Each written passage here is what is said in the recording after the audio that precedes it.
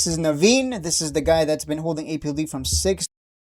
All right, guys, this is Naveen. This is the guy that's been holding APLD from $6. He has a lot of patience, a lot of discipline, very successful.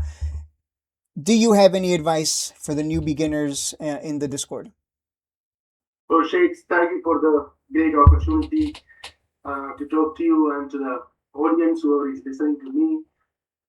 I've been holding APLD for a couple of months, and the main thing is that I'm holding and keep me motivated is because of you. You are the one who taught me all the strategies. But the main thing that you taught me, which I really appreciate right now, is the patience and discipline portion. That's the difficult part. Clicking by, clicking the other things, learning everything, but to have the real patience and the discipline is really difficult, and I really acquired it. I mean, not only in the stock market, but I'm also trying to have patience and discipline in other areas of my life. But you are the one that's the reason for that, and I really thank you for that. Also, all the techniques that you taught me, the 200 WMA and the bull and the market, how to do the strategies, etc.